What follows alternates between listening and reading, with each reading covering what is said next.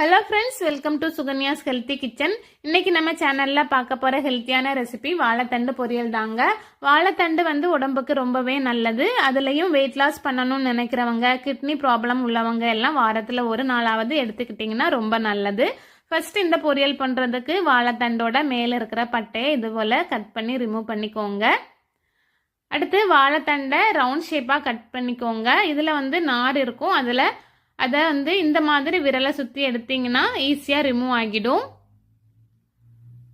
பாருங்க, ஈஸியாக ரிமூவ் பண்ணிக்கலாம் இது போல். அடுத்து இதை சின்ன சின்ன பீசஸாக கட் பண்ணி தனியாக எடுத்து வச்சிடுங்க.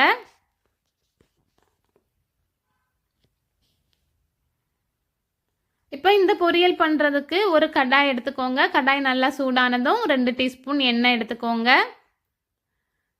எண்ணெய் நல்லா சூடானதும் 1 டீஸ்பூன் கடுகு, 1 டீஸ்பூன் உளுத்தம் பருப்பு, 5 டீஸ்பூன் கடலைப்பருப்பு சேர்த்துக்கோங்க. கூடவே 1 டீஸ்பூன் ஜீரகம் சேர்த்துக்கலாம்.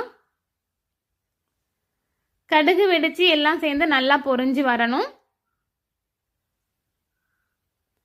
எல்லாம் சேர்ந்து நல்லா பொரிஞ்சு வந்ததும் ஒரு மீடியம் சைஸ் பெரிய வெங்காயத்தை சின்ன சின்னதாக கட் பண்ணி சேர்த்துக்கோங்க. வெங்காயம் கண்ணாடி பதத்துக்கு நல்லா வெந்து வரணும். வெங்காயம் நல்லா வெந்து வந்ததும் 10 to 15 பல் பூண்டை சின்ன சின்னதாக கட் பண்ணி சேர்த்துக்கலாம். கூடவே 2 கொத்து கருவேப்பிலை, காரத்துக்கு 2 காஞ்ச மிளகாவை கட் பண்ணி சேர்த்துக்கோங்க.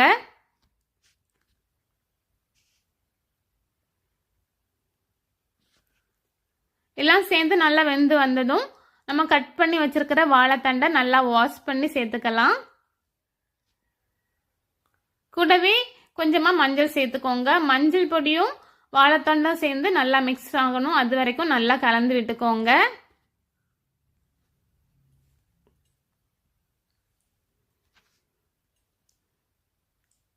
பாருங்க, தண்டோட எல்லா சைடும் மஞ்சள் நல்லா ஸ்ப்ரெட் ஆயிடுச்சு. இப்போ தண்ணி சேர்த்துக்கலாம். 1/2 கப் அளவுக்கு தண்ணி சேர்த்து மூடி போட்டு மீடியம் ஃப்ளேமில் 5 நிமிஷத்துக்கு வேக வச்சுக்கோங்க. 5 நிமிஷம் ஆகிடுச்சு. ஓப்பன் பண்ணிக்கலாம். தண்ணி எல்லாம் ஓரளவுக்கு நல்லா வத்தி வாழைத்தண்டு நல்லா வெந்துடுச்சு.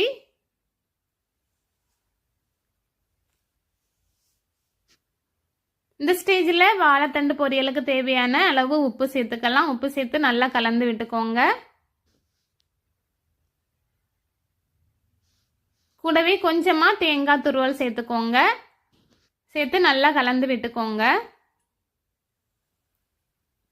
இதில் தேங்காய் ஆப்ஷனல் தான். ஆனால் தேங்காய் சேர்த்திங்கன்னா ரொம்ப டேஸ்ட்டாக இருக்கும். அவ்வளோதான், ஹெல்த்தியான வாழைத்தண்டு பொரியல் ரெடி ஆகிடுச்சு. ஃப்ரெண்ட்ஸ், கண்டிப்பாக இதை வீட்டில் செய்து பார்த்துட்டு எப்படி இருந்ததுன்னு கமெண்ட்ஸில் சொல்லுங்கள். பிடிச்சிருந்ததுன்னா லைக் பண்ணுங்கள். உங்கள் ஃப்ரெண்ட்ஸ் அண்ட் ரிலேட்டிவ்ஸ்க்கு ஷேர் பண்ணுங்கள். கூடவே சப்ஸ்கிரைப் பண்ணுங்கள். மறக்காமல் பக்கத்தில் இருக்கிற பெல் பட்டனை கிளிக் பண்ணுங்கள். அப்போ தான் என்னோட வீடியோஸ் எல்லாம் உடனுக்குடனே உங்களுக்கு வரும். தேங்க்ஸ் ஃபார் வாட்சிங்.